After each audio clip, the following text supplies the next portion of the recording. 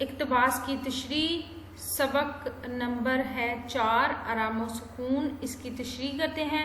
Paragraph ہم نے جو لیا ہے وہ ہے ننا ہے آپ کا عید کے روز میلے میں سے یہ کھلونا گاڑی لے آیا تھا، نہ اس کمبخت کا دل اس سے بڑھتا ہے نہ وہ کمبخت ٹوٹتی ہے۔ ارے میں نے کہا ننے نہیں مانے گا نامراد، چھوڑ اپنی پٹ پٹ کو، جب دیکھو لیے لیے پھر رہا ہے۔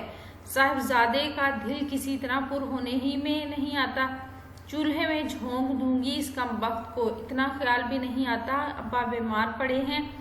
شور و گل سے ان کی طبیعت گھبراتی ہے۔ سبق کا نام ہے آرام و سکون، مصنف امتیاز علی تاج۔ الفاظ معنی اس کے مشکل، دل بھرنا، دل کی خواہش پوری ہونا، میلہ سیر اور تماشے کے لیے لوگوں کا جمع ہونا، چولہے میں جھونکنا، آگ لگا دینا، شور و گل، گوگا ہنگامہ۔ سیاق و سباق، ڈاکٹر صاحب نے میاں کی طبیعت کے پیش نظر انہیں آرام کرنے کا مشورہ دیا اور کہا کہ آپ کا سکون سے ایک کمرے میں لیٹ جائیں، آپ کے پاس شور و گل بالکل نہیں ہونا چاہیے کیونکہ شور و گل سے آپ کے اعصاب متاثر ہوں گے، لیکن گھر میں ہر وقت کسی نہ کسی چیز کا شور رہتا ہے جس سے میاں پریشان ہو جاتے ہیں، اور نہیں تو ان کا چھوٹا بیٹا کھلونا گاڑی چلانا شروع کر دیتا ہے جس سے بہت زیادہ شور ہوتا ہے۔ اب اس پیراگراف کی تشریح کر لیتے ہیں۔ کھیلنے والی گاڑی کی ایک رخت آواز سن کر میاں نے دریافت کیا کہ ایک ایسی آواز ہے تو بیگم صاحبہ کی توپوں کا رخ ننے کی طرف ہو گیا، کیونکہ وہ بیگم صاحبہ جو تھی اشفاق احمد یعنی میاں کی، وہ بہت زیادہ باتونی تھی کہ وہ صحن میں گاڑی چلا رہا ہے، یعنی ان کا بیٹا جو ننا ہے وہ صحن میں گاڑی چلا رہا ہے، یہ اس کی آواز ہے۔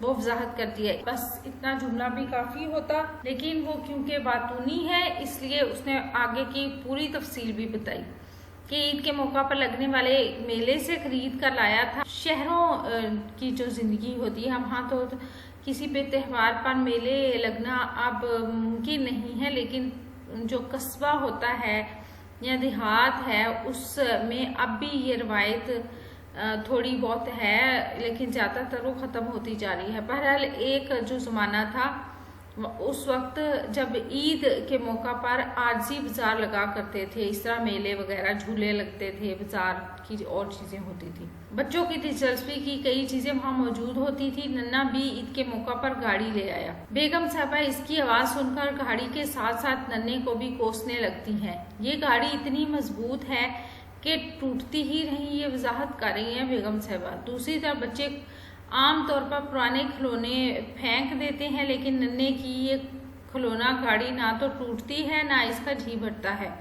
بیگم صاحبہ اسے پکارتی ہیں کہ تو نہ مانے گا، ہر وقت اسے لیے پھرتا ہے، اس کے شور سے کان پڑی آواز سنائی نہیں دیتی، میں نے اسے آگ میں پھینک دینا ہے۔ بچوں کو سرزنش کرنے کا یہ ایک طریقہ یہ بھی ہے کہ انہیں یہ احساس لایا جائے کہ اگر میں نے بات نہ مانی تو اپنی من پسند چیز سے محروم کر دیا جاؤں گا۔ عام طور پر یہ حربہ کارگر ثابت ہوتا ہے اور بچے والدین کی بات آرام سے مان جاتے ہیں۔ بیگم صاحبہ نے بھی یہ نفسیاتی گر آزمایا اور ساتھ ہی ساتھ ننے کو باپ کی بیماری کا احساس کرنے کا بھی کہہ دیا کہ تمہیں اس بات کا بالکل خیال نہیں کہ تمہارا باپ بیمار ہے، اس کی طبیعت ٹھیک نہیں اور ڈاکٹر نے انہیں آرام کرنے کا کہا ہے۔ شور و گل سے ان کی طبیعت پر منفی اثرات پڑ رہے ہیں یا اثر پڑا ہے۔ یہاں بھی بیگم صاحبہ کا رویہ مختلف ہے کہ وہ ننے کو تو شور مچانے سے روک رہی ہیں لیکن خود مسلسل بولے جا رہی ہیں جس سے شور ہو رہا ہے۔ ہمارے رویوں اور اعمال کے تضادات اسی نوعیت کے ہوتے ہیں کہ ہم جس بات پر دوسروں کو روکتے ہیں خود وہی کرتے رہتے ہیں۔ بیگم صاحبہ کسی بھی شور مچانے والے کو جا کے نہیں روکتی بلکہ اپنی جگہ بیٹھے بیٹھے شور مچاتی رہتی ہیں۔ واٹس ایپ نمبر دیا ہے، آپ ہمارے نوٹس لے سکتے ہیں ان تمام چیپٹرز کے جو کہ اپلوڈ ہو چکے ہیں۔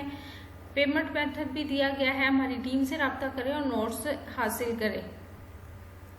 ویڈیو کیسی لگی چینل ضرور سبسکرائب کریں، ویڈیوز کو لائک اور شیئر کیجیے، کامنٹ کر کے بتائیں مزید کون سی ویڈیوز دیکھنا چاہتے ہیں۔ اپنا اور اپنے پیاروں کا رکھیے بہت سا خیال۔ اللہ حافظ۔